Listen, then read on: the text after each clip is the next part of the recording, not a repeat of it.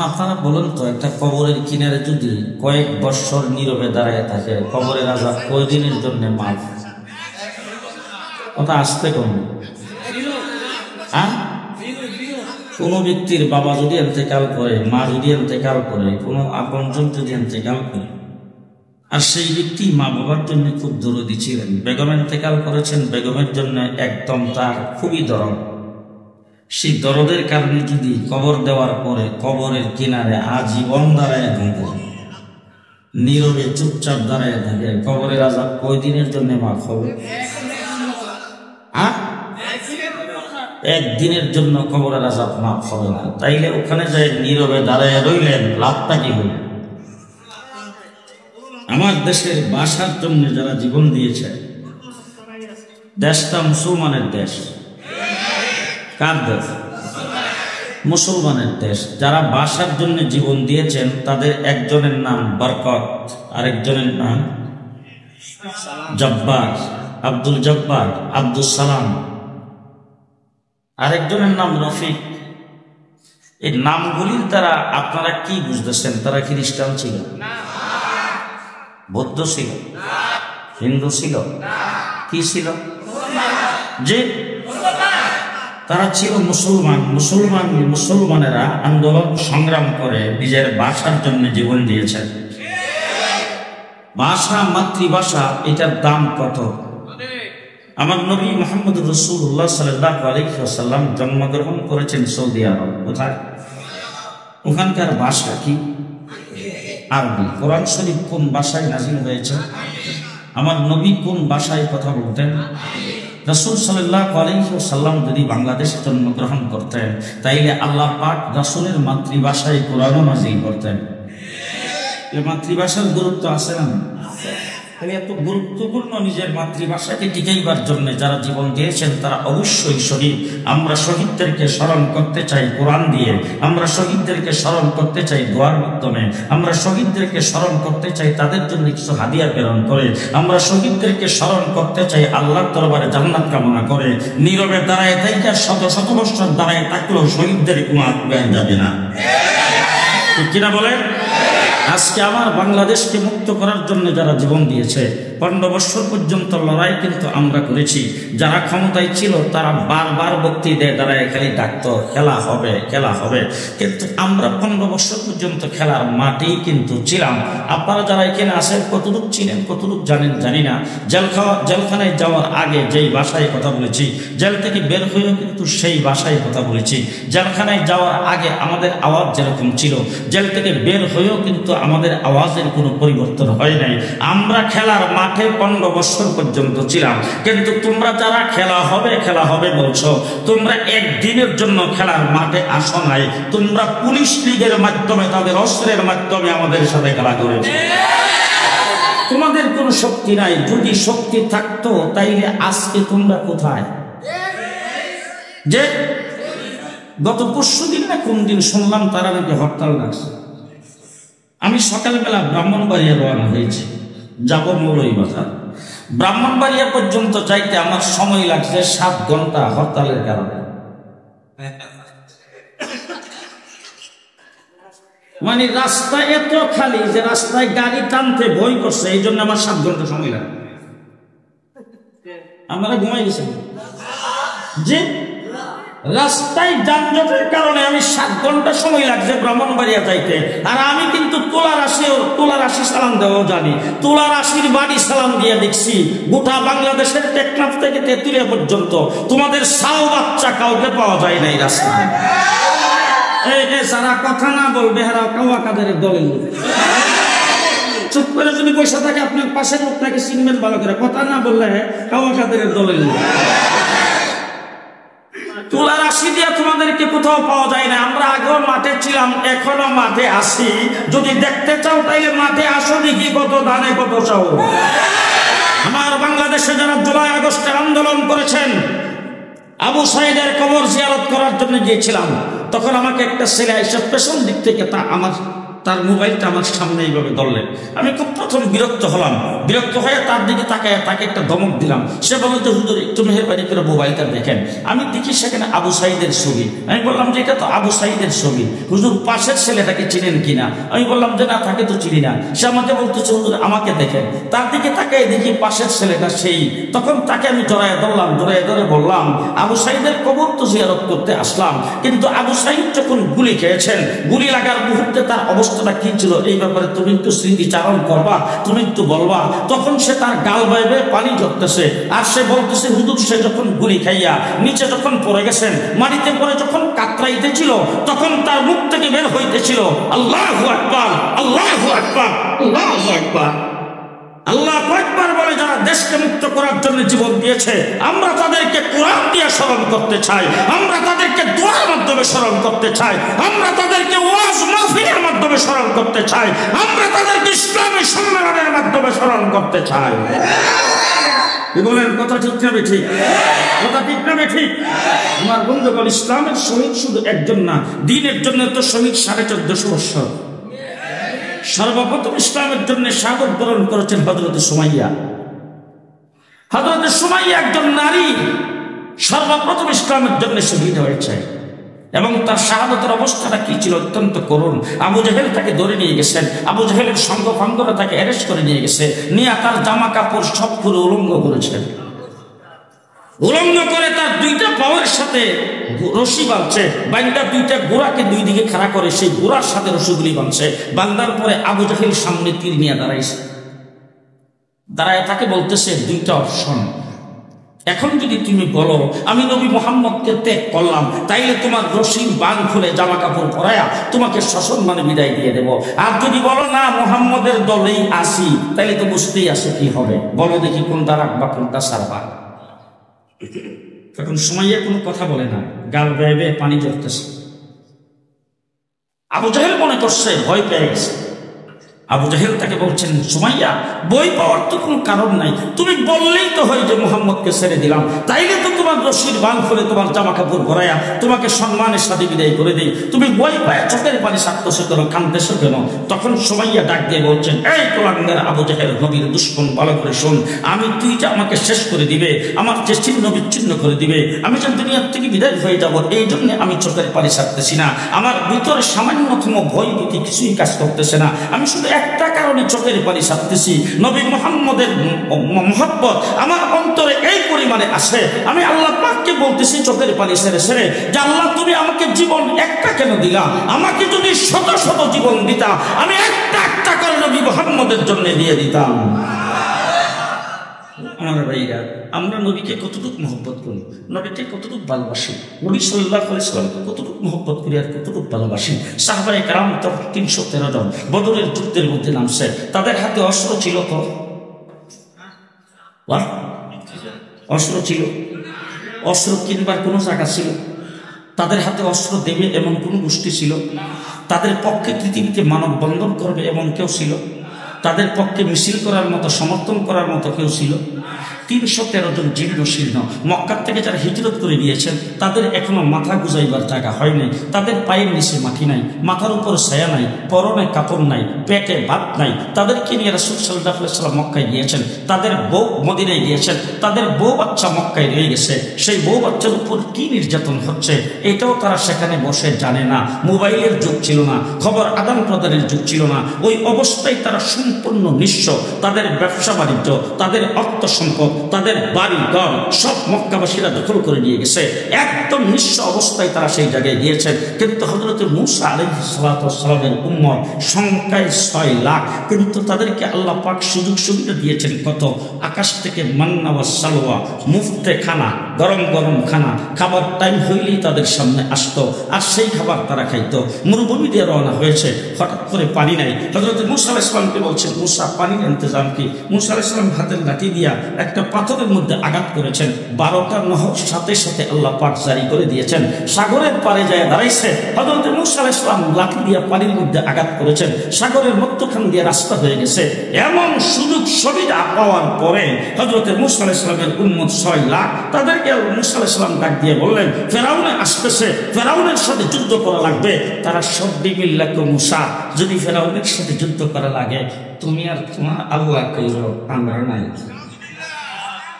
আপনাদেরও তো বক্তব্য এটাই যে জেহাদ জেহাদ জেহাদ চাই, হুজুররা চলেন, আমরা নাই। যে আপনাদের বক্তব্যটা কি? জেহাদ জেহাদ জেহাদ চাই, হুজুররা চলেন, আমরা নাই। এটাই তো কথা নাকি? না আপনারাও আছেন? ওই যে বললাম, ওই যে কাওয়া কাদেরের দলের কাছে কথা কয়, আপনারাও আছেন তো নাকি? যে এবার শুনেন আমরা কোন উম্মত, সংখ্যায় 313, কত জন পেটে ভাত আছে তো? রমজান শরীফের মাস, রাত্রে সেহরি পেট ভরে খাইতে পারে নাই, ইফতার কি দিয়ে করবে সেই ব্যবস্থা নাই। হুজুর আকরাম সাল্লাল্লাহু আলাইহি ওয়াসাল্লাম আবু জাহেল যখন মদিনা আক্রমণ করতে গিয়েছে, যায় যখন ডাক দিছে খেলা হবে, আজকেও যারা ডাকতো তারাও কিন্তু আবু জাহেলের বংশধর। দেখেন সবাই কথা কয় না। আজকে যারা আমাদেরকে খেলার জন্য ডাকতো এরাও কিন্তু আবু জাহেলের বংশধর। আবু জাহেলের প্রতাপ তারাই গত 15 বছর পর্যন্ত ক্ষমতায় ছিল। জি, তুই খেলা হবে যখন ডাক দিছে, আল্লাহ পাকের দরবারে রাসূল তাকে, আল্লাহ আবু জাহেল তো মদিনাতেও শান্তিতে থাকতে দেবে না। আল্লাহ রাব্বুল আলামিন বলছেন, 13টা বছর পর্যন্ত নীরবে যা সহ্য করছো, এখন আর সহ্য করা যাবে না। আক্রমণের পাল্টা আক্রমণ, আক্রমণের পাল্টা আক্রমণ। পরিষ্কার ভাষায় বলে দিয়ে যাচ্ছি, আমাদের 15টা বছর পর্যন্ত গেছে। এবার ছাত্রদের আন্দোলনে, আমাদের কুচি কাছাদের আন্দোলনে যে বিপ্লব বাংলাদেশে হয়েছে, এখন ইসলামের বিরুদ্ধে বাংলাদেশে কেউ দাঁড়াবে, আমরাও পাল্টা আক্রমণ করব। সবাই রাজি? মনে থাকবে তো? ওই ভিআইপি যারা দাঁড়ায় গেছেন, আপনারা কোনো লাড়ি দেখছেন? কোনো বই নেই? আসেন আসেন আসেন আসেন। লাড়ি আজকে 46 বছর হাতে আছে, 46 বছর। বাড়িটা দিকতেই নেই কেউ, রিজার্ভ করে রাখছি, যেখানে মারার দরকার আসল জায়গায় মারবে। কথা কি বুঝতে পারতেছে? জি, আমার আল্লাহ রাব্বুল আলামিন বলেন, প্রস্তুত হও। বাস রাসূল সাল্লাল্লাহু আলাইহি ওয়াসাল্লাম মদিনার মসজিদে নববীতে সকলকে আহ্বান করলেন। হুজুর আকরাম সাল্লাল্লাহু আলাইহি ওয়াসাল্লামের সামনে সকল সাহাবায়ে কেরাম আসছে। আল্লাহর নবী সাহাবায়ে কেরামের সামনে সব গোড়ালি দিয়ে তাকাইছে। তাকাইবার মাত্র সাহাবায়ে কেরাম বুঝা গেছে রাসূল আমাদের কাছ থেকে কিছু শুনতে চাচ্ছেন। হুজুর আকরাম সাল্লাল্লাহু আলাইহি ওয়াসাল্লামের সামনে এক একজন সাহাবী দাঁড়াইতে শুরু করেছেন, আর তারা বক্তব্য রাখতে শুরু করেছেন। ও আল্লাহর হাবিব হযরত মুসা আলাইহিস সালামের উম্মত সমস্ত সুযোগ সুবিধা পাওয়ার পরে তারা বলছিল, যুদ্ধ করা লাগলে তুমি আর তোমার আল্লাহ কইরো, আমরা নাই। আজকে আমাদের পেটে ভাত নাই, পরনে কাপড় নাই, পায়ের নিচে মাটি নাই, মাথার উপর ছায়া নাই, আমাদের হাতে অস্ত্র দেওয়ার কেউ নাই, আমরা সম্পূর্ণ নিঃস্ব। কিন্তু আপনাকে পরিষ্কার ভাষায় বলে দিচ্ছি, যতক্ষণ আমাদের দেহের ভিতরে প্রাণ থাকবে, আপনার ডাইনে বামে সামনে পেছনে লড়াই করতেই থাকবো, লড়াই করতেই থাকবো।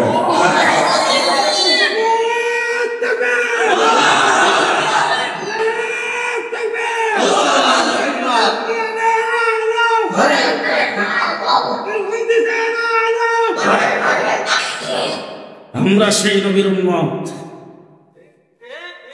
আমরা সেই বদরের 313 জন সাহাবায়ে কেরামের উত্তরসূরি।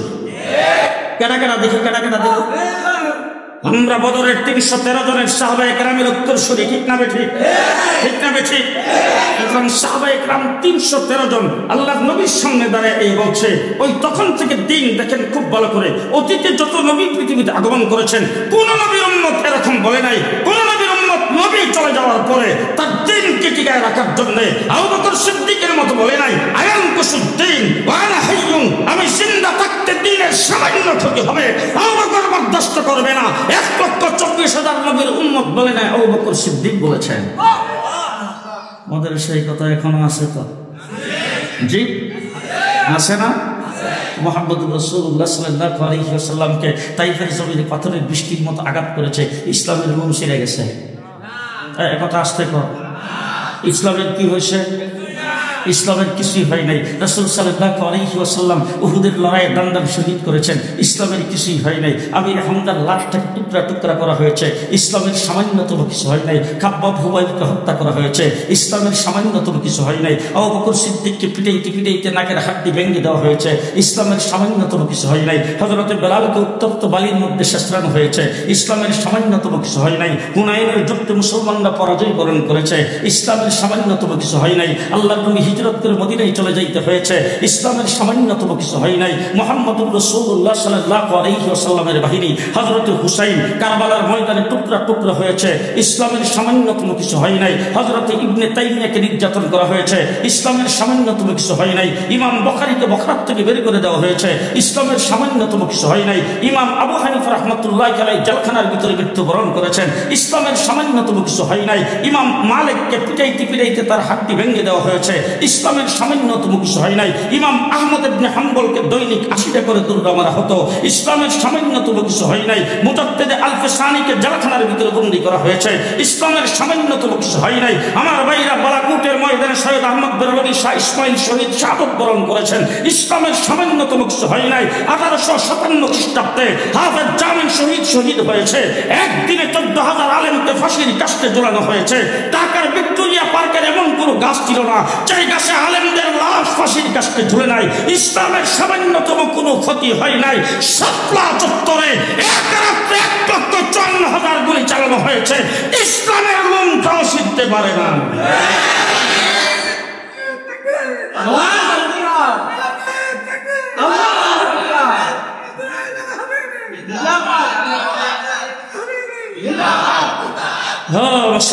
মুসলমান ভালো করে শুনে রেখেন, আজকে আমরা নবীর আশেকের দাবি করি, আশেকের স্লোগান দেই, জুসনে জুলুস বের করি, বিশ্ব আশেক বলে দাবি করি। খুব ভালো করে শুনে রেখেন, মুহাম্মদুর রাসূলুল্লাহ সাল্লাল্লাহু আলাইহি ওয়াসাল্লামের আশেক কাকে বলে? বদরের যুদ্ধের ময়দানে নামছেন হযরত আবু বকর সিদ্দিক, ইসলামের সর্বপ্রথম ব্যক্তি, উম্মতের মধ্যে 1 নম্বর ব্যক্তি। হ্যাঁ, শুধু কি আমাদের নবীর পরে? যত নবী আছে সমস্ত নবীর পরে মানুষের মধ্যে শ্রেষ্ঠ ব্যক্তিটাকে আস্তে আস্তে আস্তে আবু বকর সিদ্দিক মুহাম্মদুর রাসূলুল্লাহ সাল্লাল্লাহু আলাইহি ওয়াসাল্লামের 1 নম্বর উম্মত। আমার রাসূল সাল্লাল্লাহু আলাইহি ওয়াসাল্লাম বলেছেন, হাসরের ময়দানে উম্মতের নাজাতের জন্য আবু বকর সিদ্দিকের আমলকে পেশ করা হবে। আবু বকর সিদ্দিক হুজুর আকরাম সাল্লাল্লাহু আলাইহি ওয়াসাল্লামের কি পরিমাণ মহব্বত করতেন। রাসূলুল্লাহ সাল্লাল্লাহু আলাইহি ওয়াসাল্লাম মেরাজ থেকে আসছে, আয়েশা যখন মানে মক্কায় যখন এই কথাটা বলছে, আবু জাহেল পাইছে এইবার। আবু জাহেল একজনকে দৌড়ে পাঠাইছে, আবু বকর সিদ্দিককে ডাক দাও, এখন যাইব কোন, কারণ এরকম অবাস্তব কথা মানসি করতে পারে। তার আশেপাশে যে সমস্ত লোক ছিল তাদেরকে জিজ্ঞেস করছে, তুমি কি বাইতুল মুকাদ্দাস দিন? বলে জি স্যার গেছি। বলে তোমার কয়দিন লাগছে? বলে আমার গোড়াটা একটু তেজস্বী ছিল, আমার লাগছে 1.5 মাস। আরেকজনকে জিজ্ঞেস করছি, তুমি কি কোনোদিন গেছো? বলে আমি যে বুকটাতে সোয়ার করছিলাম এই বুকটা একটু দুর্বল ছিল, আমার লাগছে 2 মাস। তাহলে 2 মাস লাগছে তোমার লাগছে 1.5 মাস। আর হেদিন তো 1 রাত্রি আইসো ওখান থেকে। পাশের থেকে একজন কো, স্যার খালি তো বাইতুল মুকাদ্দাস না, আরো উপরে বলবে বাইতুল মুকাদ্দাস করে আগে হিসাব দিয়ে আলো ডাকতে আবু বকর সিদ্দিককে। আবু বকর সিদ্দিককে ডাইকে আনছে, আবু জাহেল ডাকতেছে, এখন যাই বাকু বলে, আরে কি হয়েছে? বলে হয়েছে মানে তোমার নবী কি অবাস্তব কথা বলে দেখছো? বলে কি অবাস্তব কথা বলছে? বলে একই রাত্রে বলে বাইতুল মুকাদ্দাস যাইয়া যাবতীয় সবকিছু দেখা তারপর আবার সেখানে নবীদের ইমামতি কইরা এরপর আবার এই রাত্রির ভিতরে বলে ফেরত আসছে। কি অবাস্তব কথা, এত অবাস্তব কথা মানছে কইতারে। আবু বকর সিদ্দিক, তুমি কথাটা শুনলা করতে গিয়ে? বলে আরে আমি মুহাম্মদের মুখ থেকে শুনছি। আবু বকর সিদ্দিক বলে এর চাইতে অবাস্তবটা আমি বিশ্বাস করি। এরপর একটা কম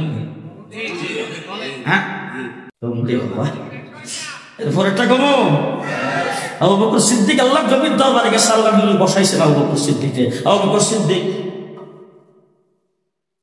মাথা নিচের দিকে দিয়ে বসছে। আবু বকর, রাত্রেবেলা ঘুমিয়েছিলাম, জিবরাইল আমিন আমার কাছে আসছে, সাদাক্তা ইয়া রাসূলুল্লাহ, আমার যদি কইতে আমি কইতাম আচ্ছা আচ্ছা, বুঝলেন? আবু বকর সিদ্দিক সাদাকতা ইয়া রাসূলুল্লাহ, আমাকে ঘুম থেকে উঠায় হাতিমে কাবে নিয়ে গেছে, সাদাকতা ইয়া রাসূলুল্লাহ। এরপর আমার সিনাটাকে সাফ করছে, সাদাকতা ইয়া রাসূলুল্লাহ। মাথা নিচের দিক দিয়ে কোনো প্রকার চুষে নাই, সাদাকতা ইয়া রাসূলুল্লাহ। এরপর আমাকে বুরাকের উপর সওয়ার করাইছে, সাদাকতা ইয়া রাসূলুল্লাহ। আমাকে সোজা নিয়ে বাইতুল মুকাদ্দাস চলে গেছে, সাদাকতা ইয়া রাসূলুল্লাহ। বাইতুল মুকাদ্দাস যাওয়ার পথে আমি 3 জায়গায় নামছি, সাদাকতা ইয়া রাসূলুল্লাহ। 2 রাকাত করে নামাজ পড়ছি, সাদাকতা ইয়া রাসূলুল্লাহ। বাইতুল মুকাদ্দাস যায় দেখি 1,24,000 নবী সেখানে আগমন করেছেন, সাদাকতা ইয়া রাসূলুল্লাহ। আমি নবীদের ইমামতি করে 2 রাকাত নামাজ পড়াইছি, সাদাকতা ইয়া রাসূলুল্লাহ। এরপরে আমাকে জিবরাইল আমিন দিয়ে উপরের দিকে উঠতে শুরু করেছেন। প্রথম আসমান, দ্বিতীয় আসমান, তৃতীয় আসমান, চতুর্থ আসমান, পঞ্চম আসমান, ষষ্ঠ আকাশ, সপ্তম আকাশ, সাদাকতা ইয়া রাসূলুল্লাহ। হযরত ইব্রাহিম আলাইহিস সালামের সঙ্গে বাইতুল মামুরে সাক্ষাৎ হয়েছে, সাদাকতা ইয়া রাসূলুল্লাহ। আমি সিদরাতুল মুনতাহার বর্ডারে গেছি, সেখানে যে জিবরাইল আমিন আর যাইতে পারে নাই, আমি সেই বর্ডার ক্রস করে সামনের দিকে গেছি, সাদাকতা ইয়া রাসূলুল্লাহ। সর্বশেষ যাই আল্লাহ পাকের সান্নিধ্যে বসছি, আল্লাহর সঙ্গে কথা বলছি, সাদাকতা ইয়া রাসূলুল্লাহ। এরপর একটা শুনেন ভালো করে, রেডিও, আশহাদু আন্নাকা নাবিয়্যুন হাক্কান, আশহাদু আন্নাকা নাবিয়্যুন হাক্কান, আমি সাক্ষ্য দিলাম আপনি নবী পার হকটার মধ্যে কোনো সন্দেহ নাই। আল্লাহু আকবার। এবার নবী কি বলছে শুনবেন। হুজুর আকরাম সাল্লাল্লাহু আলাইহি ওয়াসাল্লাম বলেন, ও আবু বকর, তুমি বলছো আমি নবী পার হকটার মধ্যে কোনো সন্দেহ নাই, আমি বলতেছি তুমি শোনো, আশহাদু আন্নাকা সিদ্দিকুন হাক্কা, আমি নবী পার হক, তুমি সিদ্দিক পার হক। আবু বকর সিদ্দিক বদরের যুদ্ধের মধ্যে নামছে, যুদ্ধের পরে তার ছেলে আব্দুর রহমান ইবনে আবু বকর বদরের যুদ্ধের সময় মুসলমান হয় নাই, পরবর্তীতে মুসলমান হয়েছে। তার বাপ বেটা 2 জন একসাথে বসছে, বৈশা গল্প করতেছে। ছেলে বাপের বলতেছে, আব্বা আব্বা যুদ্ধের ময়দানে যাও বকর সিদ্দিকে, আর এই বদরের যুদ্ধের ময়দানে যে নামছিলাম, আমি ছিলাম আবু জাহেলের পক্ষে, আর আপনি ছিলেন বিশ্বনবীর পক্ষে। আপনিও যুদ্ধে নামছিলেন, আমিও নামছিলাম, কিন্তু যুদ্ধের ময়দানে বেশ কয়েকটা জায়গায় আমি আপনাকে একদম তলোয়ারের কাছাকাছি পাইছিলাম, যেই তলোয়ারটা হলে আপনার গর্দানে মারব, এবং সময় আপনার চেহারাটা দেখে মায়া লেগে গেছে। বাপ তো আপনার চেহারা দেখে মায়া লেগে গেছে, এই জন্য আব্বা আপনার গর্দানটা কাটতে পারিনি, নাহলে খুব সহজে আপনাকে কাছে পাইছিলাম। হযরত আবু বকর সিদ্দিক ডাক দেখে, বেটা আমার কাছ থেকে শুন, তুই তো আমার কাছে পাইছিলে, আমার চেহারা দেখে তোর মায়া লেগে গেছে, এই জন্য আমার গর্দান তুই কাটতে পারস নাই।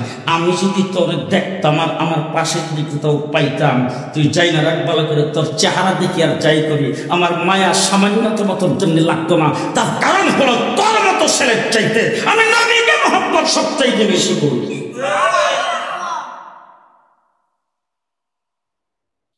মুহাম্মদুর রাসূলুল্লাহ সাল্লাল্লাহু আলাইহি ওয়াসাল্লামের বিবি উম্মাহাতুল মুমিনিন উম্মে হাবিবা, আবু সুফিয়ানের মেয়ে। আবু সুফিয়ান মক্কা থেকে আসছে সুলহ হুদাইবিয়ার বিষয় নিয়ে রাসূল সাল্লাল্লাহু আলাইহি ওয়াসাল্লামের সাথে কথাবার্তা বলার জন্য। আয়েশা মেয়ের জামাই, তো মেয়ের জামাই না, মেয়ে আছে যে ঘরে, সেই ঘরে যাইতে অসুবিধা আছে, বস ওই ঘরে গেছে। যাওয়ার পরে ঘরের মধ্যে যে ওই যে খেজুরি পাতার একটা খাটিয়া ছিল, যেটার মধ্যে রাসূল সাল্লাল্লাহু আলাইহি ওয়াসাল্লাম শুইতেন, হুজুরের শরীরের মধ্যে দাগ হয়ে যেত, ওইটার মধ্যে একটা চাদর বিছানো ছিল। উম্মে হাবিবা দেখা মাত্র চাদর ঠান্ডা উড়াইয়া খালিদার মধ্যে বলতে দিছে। যখন খালিদার মধ্যে বসার কথা ইশারা করছে, তখন আবু সুফিয়ান ডাক দিয়ে, তুই এরকম কবে থেকে হবি? আমি তোর বাবা, আমি তুই এখানে আইসি, তুই আরো এই চাদরটা থেকে আরো ভালো কোনো চাদর থাকলে বিছাইয়া জায়গাটা নরম করে আমার বসতে দিবে, তুই দিয়ে আমার এখানে খালি ইয়াটার মধ্যে বসার কথা বলতেছ। উম্মে হাবিবা দেখো, আপনি বাবা হইলে কি হবে, আপনি মুশরিক, আপনার বাবার চাইতে 2 গুণ বেশি মহব্বত আল্লাহর নবী আমার অন্তরে। কতটুকু মহব্বত করেন রাসূলকে, কতটুকু মহব্বত করেন। শেষ কথা শেষ, বালাকুতের ময়দানে হযরত শাহ ইসমাঈল শহীদ শাহাদাত বরণ করেছেন। শাহাদাত বরণ করার আগ মুহূর্তে একজন নবীর দুশমন এসে তার সামনে আল্লাহর নবীকে কুৎসিত ভাষায় গালি দিয়েছে। গালিটা সেই মাত্র দিছে, গালিটা কানে আসার সাথে সাথে ইসমাঈল শহীদ একটা বল্লম হাতে নিয়ে তাকে ডাক দিয়া বলছেন, নবীর দুশমন, খোদার কসম করে বলছি তোরে হত্যা করার আগে আমি মরব না। এখন আমি আপনাদের জিজ্ঞেস করতে চাই, হায়াত মুখ কার? জি, আমি কি কসম খেয়ে বলতে পারবো যে আমি আগামী মাগরিবের আগে মরতাম না? এটা কি সম্ভব? হাদিসে পাকে রাসূল সাল্লাল্লাহু আলাইহি ওয়াসাল্লাম বলছেন, কোন আল্লাহওয়ালা ব্যক্তি যদি আল্লাহর নাম নিয়ে কসম করে, আল্লাহ সেই কসম পুরা করে দেয়। যে মাত্র বলছেন এই কথা যে তোরে হত্যা করার আগে আমি মরবো না, খোদার কসম করে বলছি, এই কথা বইলা দুশ্মন দুধ দিছে, দুশ্মনের পেছনে বললাম রে দুধ দিছে, পেছন থেকে একটা নবীর দুশ্মন যে গালি দিছে, তার পক্ষের একজন লোক আইসা ওনার গর্দানটাকে এক কুতিয়া কেল্লাটাকে আলাদা করে ফেলে দিয়েছেন। এবার আমি জিজ্ঞেস করতে চাই, টঙ্গীর ইজতেমায় যারা গেছেন, এই জায়গায় কিন্তু শুধু তাবলিগীদের ইজতেমা না, ফকিরের ইজতেমা। দেখো, হ্যাঁ, বাংলাদেশের যত প্রকারের ফকির দেখতে চান, কোনটার নাক নাই, কোনটার মুখ নাই, কোনটার চোখ নাই, কোনটার কান নাই, দুইটা পাও নাই, দুইটা হাত নাই। আচ্ছা, এরকম কোন ফকির দেখছেন কিনা মাথা নাই? কি হুজুর আপনি আইসেন নাকি? ও হুজুর, বড় হুজুর আইসে বসে, এখন আমার শেষ। বলেন তো, মাথা নাই কোনো দেখছেন নাকি? আরে ওই যে বললাম যে ওই দলের লোকের মাথা নাই কোন ফকির দেখছেন? মাথা ছাড়া কেউ বাঁচতে পারে? ইসমাইল শহীদের গর্দান আলাদা করে ফেলে দেওয়ার পরে বললাম মিয়া তার পেছনে 200 গজ দৌড়ে যায়, বললাম মেয়ে তাকে হত্যা করে তারপরে তিনি বসছেন। তার নাম আশিকে রাসূল। তার নাম আস্তে আস্তে আস্তে আস্তে তার নাম আশিক রাসূল। এখন আমার কথা বলতে সুবিধা হয়েছে, কারণ সাইদুল হাদিস যখন এখানে এসে গেছে, এই বুখারী শরীফ উনি পড়ান। এখন বুখারী পড়েন না, বুখারী পড়েন এখানে আরো আছে। আমি ওনাদেরকে জিজ্ঞেস করতে চাই, আমি এ পর্যন্ত যত সামান্য যুদ্ধের এলেম শিখছি, এর ভিতরে আমি পাইছি আবু জাহেল রাসূলকে 2টা শব্দ দিয়ে গালি দিছে। একটা হইল মজনুন, আর একটা হইল সাহেব। আমরা কি করব? জাদুঘর আর হইল পাগল। এই 2টা শব্দের বাহিরে আবু জাহেল, আবু লাহাব, মক্কার কাফের মুশরিকরা আল্লাহর নবীকে গালি দেয় নাই। আর আমার বাংলাদেশে গত 15 বছরে রাসূলকে চরিত্রহীন বলেছেন, নারী পাগল বলেছেন। এই কথা শোনার পরে অন্তরে ব্যথা লাগছে কার কার? আজকে ওলামায়ে কেরামকে সাক্ষী রেখে বলে গেলাম, যদি অন্তরে ব্যথা লাগা থাকে, আপনি ইমানদার না হলে বেঈমান। বেঈমান আপনি যদি অন্তরে ব্যথা না লাগে। এই সমস্ত কুৎসিত ভাষায় জঘন্য শব্দ উচ্চারণ করে বাংলা ভাষার জন্য জীবন দিয়ে যারা দেশকে রক্ষা করেছেন, ভাষাকে রক্ষা করেছেন, সেই ভাষাকে কলঙ্ক করে যারা গালি দিয়েছে, তাদের পক্ষে ছিল সরকার, তাদেরকে বিভিন্নভাবে প্রতিষ্ঠিত করেছেন। 2 নম্বর, আমি জিজ্ঞেস করতে চাই, আপনাদের এই কথা শুনলে ব্যথা লাগে না? লাগে না? আমার ঘটনা আরো শুনে গেলে কোনো চাই নাই। এই যে ইসমাইল শহীদকে যে শহীদ করছে, ইসমাইল শহীদকে শহীদ হয়েছে, যাকে মারছে তার অন্তরে ব্যথা লাগছে দেখেই তো কথা কয় না। এরকম যাদের অন্তরে একটু বেশি ব্যথা লাগছে, আমরা তো হইলাম দুর্বল ইমান, সত্য ইমান যাদের, তাদের অন্তরে ব্যথা লাগছে কিনা? ব্যথা লাগছে যে আল্লাহ নবীর মহব্বতে কেউ যায় যদি সাহাবে রাসূল যারা আল্লাহ নবীকে গালি দিয়েছেন তাদেরকে যদি হত্যা করে থাকে, তাদের উপর যদি আক্রমণ করে থাকে, নিশ্চয়ই তারা কোনো অন্যায় করে নাই, তারা রাসূল প্রেমিক। ঠিক কিনা বলেন? গত সরকার তাদের এরকম অনেককে কেস দিয়ে, মামলা দিয়ে জেলখানার ভিতরে আটকে রেখেছেন। বর্তমান বিপ্লবী সরকারকে বলতে চাই, অনতি বিলম্বে তাদের মুক্তি দিতে হবে। 2 নম্বর কথা আপনাদের সামনে বলবো, আজও বাংলাদেশে অনেক মিছিল হয়েছে। বাংলাদেশের কুলাঙ্গারেরা, আর কুলাঙ্গার 1 নম্বর হবে শেখ হাসিনা। এটা আমরা আগেই জানতাম যে আমাদের মেয়েটা প্রেম করে গেছে। যখন কইছে যে এই স্বামী স্ত্রীর সম্পর্ক, তখনই আমরা বুঝে নিচ্ছি আসলে প্রেম করছে বড় সাংঘাতিক। আচ্ছা, প্রেম যদি মেয়ে করে, তাহলে বাপে আর বাইয়ে কি করে? মোবাইল করতে পারবো না, ওর হাতে কেউ যেন মোবাইল না দেয়, হ্যাঁ যেন কোনো মোবাইল না পায়, চিঠিপত্র লিখতে পারবা না, জানলা দিয়ে যেন তাকে না রাখে, যত সব বন্ধ করে রাখবা, এরকম ভাবে স্যাক দেয়। আমরা কিন্তু স্যাকটা দিচ্ছি, মোদিরে যখন বাংলাদেশে আনার জন্য দাওয়াত দিছে, আমরা বলছি মোদিরে আনতে পারবা না। বলেন শেষ পর্যন্ত দেখলাম এমন প্রেম লাগাইছে, আমরা মেয়েটাই বেঁকে গেছিলাম। দুঃখটা হইল যদি খালি হাতে যাইতো তাইলে একটা কথা আছে, আগে যা আছে সব সরাইছে। যাওয়ার সময় লাগেজ নিয়ে গেছে 16টা। কথা বুঝছেন তো? এখন আমার বাংলাদেশে যারা আওয়ামী লীগ, ছাত্রলীগ, যুবলীগ, শ্রমিক লীগ যারা করতো, যারা হাসিনার পক্ষে দালালি করছে, মহল্লায় মহল্লায় যারা অকারেন সৃষ্টি করছে, যারা সন্ত্রাসী কার্যক্রম করছে হাসিনার পক্ষে, তোরা কত একজনের কথা হাসিনা শ্বাস তো ফেলে নাই, তোরা রাখলো সব দুটো কুচু গাছে ফাঁসি লাগিয়ে মরা দরকার। কথা বলেন ঠিক না ঠিক? কুচু গাছে ফাঁসি লাগিয়ে মরা দরকার, ঠিক কিনা? আল্লাহর নবীর দুশমনদেরকে যারা প্রতিষ্ঠিত করেছেন ধর্মনিরপেক্ষতাবাদের নাম দিয়ে এই দেশের মধ্যে মুক্তিযুদ্ধের চেতনার কথা বলে 15 বছর আলেমকে যারা হত্যা করেছে তাদেরকে হবে না, তাদেরকে বের করতে হবে। আওয়ামী লীগকে নিষিদ্ধ করতে হবে। কে কে রাজি? হাত উঠান দেখি, দেখে যারা বিএনপি দাঁড়িয়ে দিচ্ছে হাত উঠাইছে কিনা? উড়াইছেন সবাই? উড়াইছেন? উড়াইছেন? ছাত্রলীগ যদি সন্ত্রাসের দায়ে নিষিদ্ধ হয়, আমার বাংলাদেশে যদি আওয়ামী লীগ সরকার আমলে সন্ত্রাসের দায়ে যে সমস্ত দল নিষিদ্ধ হয়েছে, তার চাইতে লক্ষ গুণ বেশি সন্ত্রাসী কার্যক্রম করেছে আওয়ামী লীগ।